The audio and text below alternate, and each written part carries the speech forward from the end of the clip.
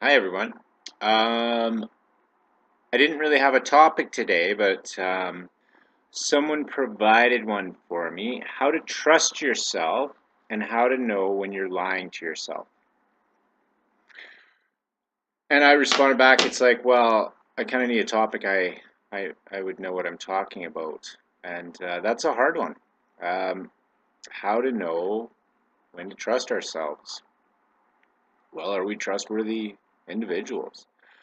Um, it always leads me to these questions, whereas we do things constantly that we don't want to do when we're sitting in a place of clarity and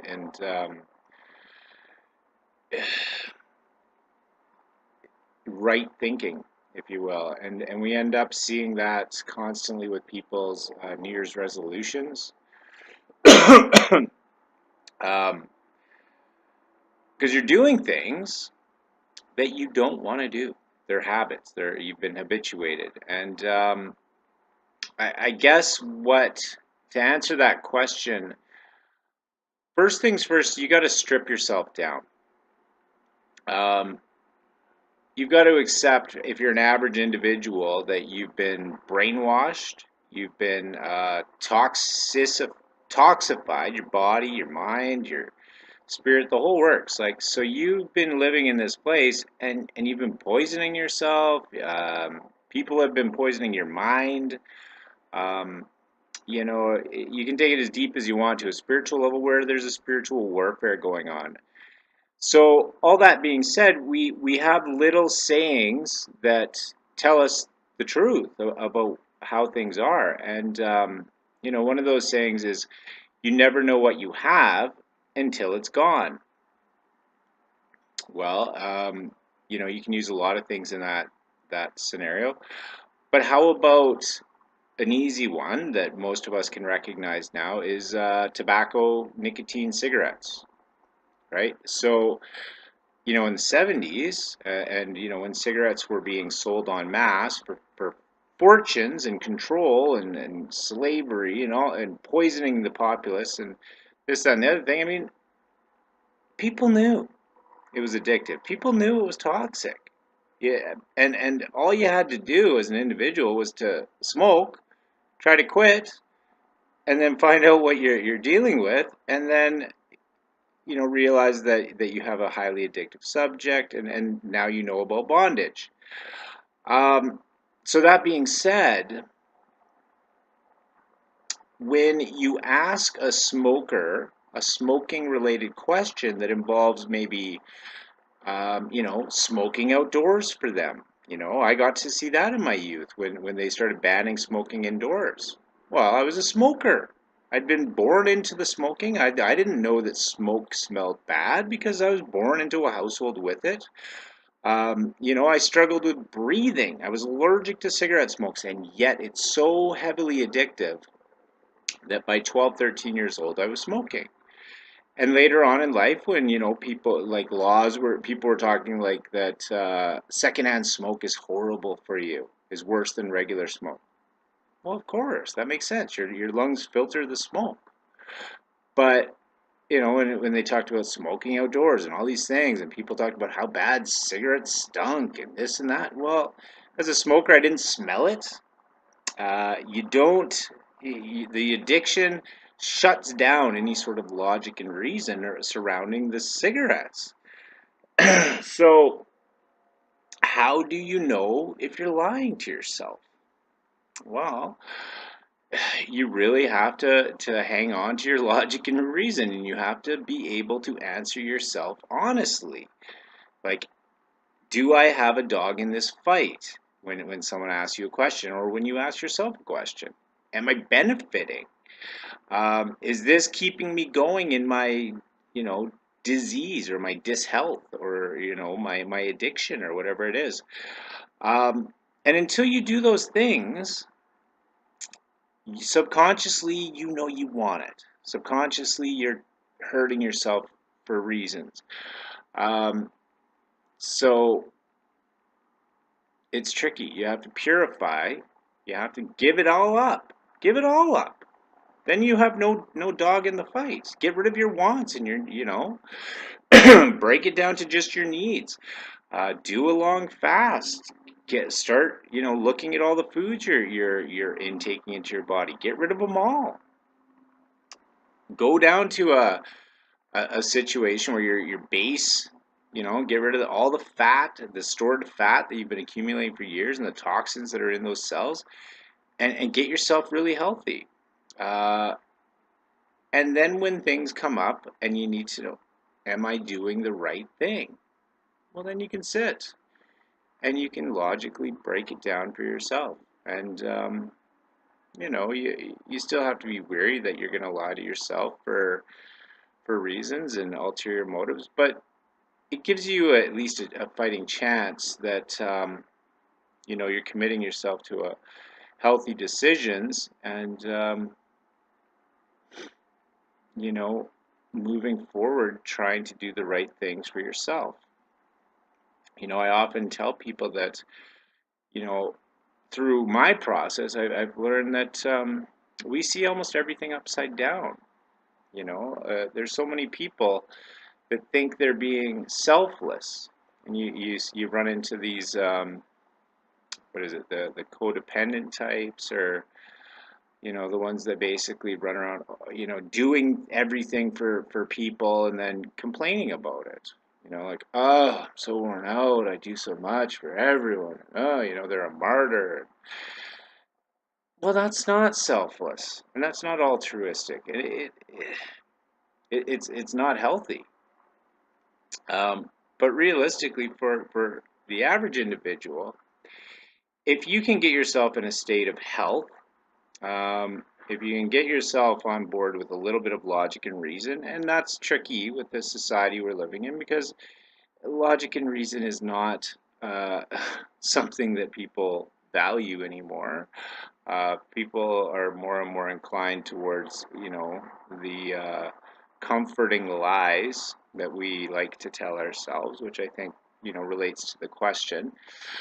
Um, and and once we can do that, well, then we're in the best situation to be of service and benefit to others.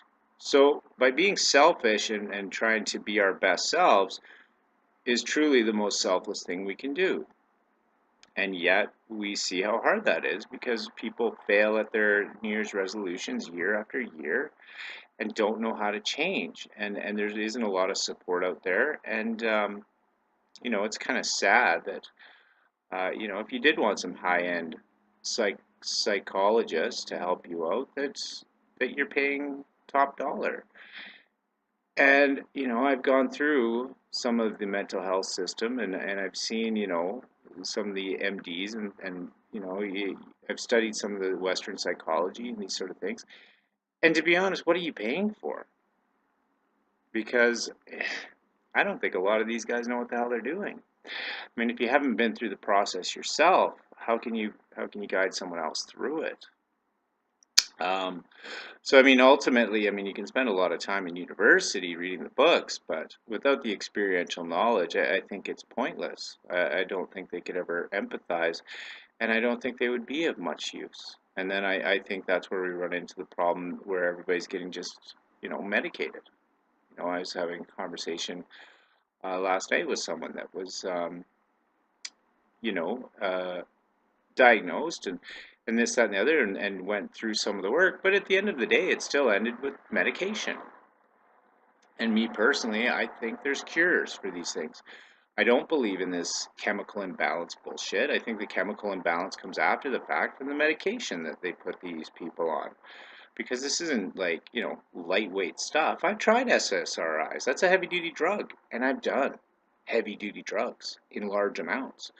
I've been messed up hard on what people would consider hard drugs. And I can tell you, you take some of those SSRIs at the high doses that they wean people onto, it'll put you down like a rhino. Like, that shit's messy. And then you got antipsychotics too, which they discuss at length. Whereas, you take a person with schizophrenia, um, and you take, a regular person and do brain scans, there's not much difference. But you take someone with schizophrenia that's been on the heavy medication for years, and now you have a brain difference. You know, you can see the difference on the scans. Now, I don't want to get too much into the science and whatnot behind this because the common sense is ample enough to raise some doubts and some pretty good questions about the whole system itself. And common sense and logic also takes a look at the profit end of things and realizes that, you know, the almighty economy comes first. So, you know, these are just some things to think about, and I think that's what I'm trying to do, is that I've come to a different way of thinking about things, and it's been painful, but it's been beneficial in me trying to understand myself, where I've come from, where a lot of my problems come from. You know, I think I'm getting to that point just about where I'm ready to move back on with life. I don't really know what that looks like anymore. You know, I've come to a point where I feel like I could do anything, and yet I don't want to fall back into old scenarios. I know how susceptible I am to conforming, you know, to the environment that I'm put into because of my upbringing and the adoption. Um, and I don't want to get myself off course again because I'm easily corrupted.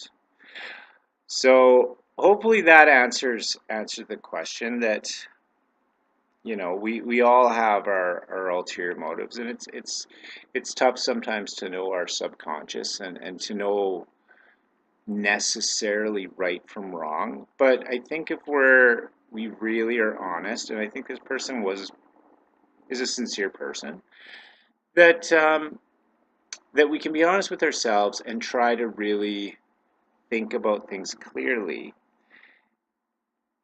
But ultimately, I think we want to leave the focus on ourselves and not so much on what the average world expects and wants, because I think that's where conflicts arise. Because, you know, if you are going along to get along in the world today, well, I mean, it's heavy on the narcissism, the materialism, the shallow attitudes, the backward sort of morality, and I don't think that helps to give that uh,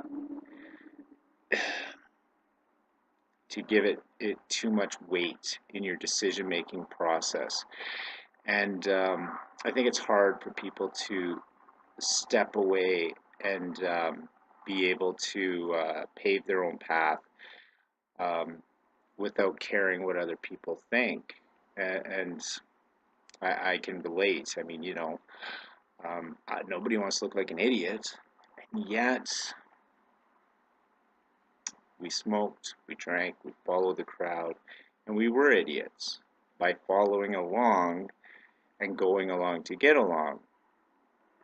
And, you know, I'm embarrassed to say that I did. That was the life. I went along to get along, and you know,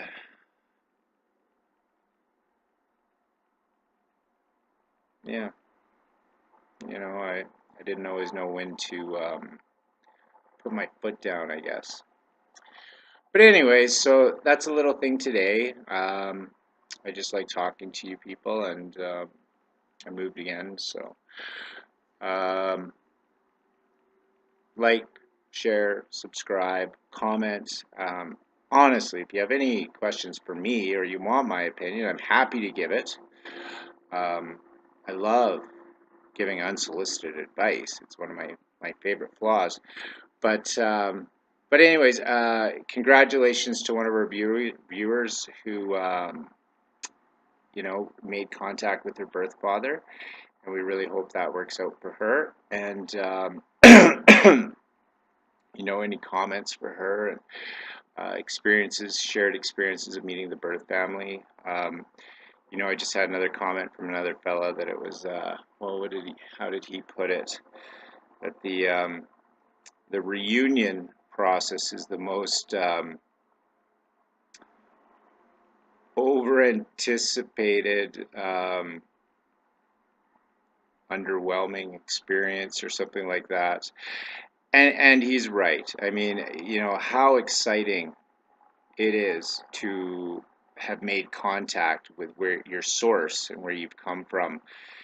Wow, hey? Like it's just I can think back and I can remember like how amazing and how big a door that is to open, and the possibilities and the joy and the excitement of something new, and part of you, getting that information. It's so much. But there's still the part of the story that these are people. They're human. They're fallible, very much so. Um, and our our expectations can shape our experience in this. And for a lot of us, there's more pain to come down the road with some of that. Um, but I I I really want people to have a positive experience if they can. And I'd love to hear uh, uh, a true successful reunion that ends up being just a healing and wonderful experience for the adoptee. And I'm sure it happens. I'm sure those are out there. And maybe those people don't think to jump online and be like, hey, have you tried this? Or I don't know. I don't know if there's a way to do it. I think that portion becomes very individual. So, um, but anyways, as a group and as a society, hopefully we can all support one another in that. And congratulations to those people going through that portion of their journey. So have a great day, and we'll talk to you soon.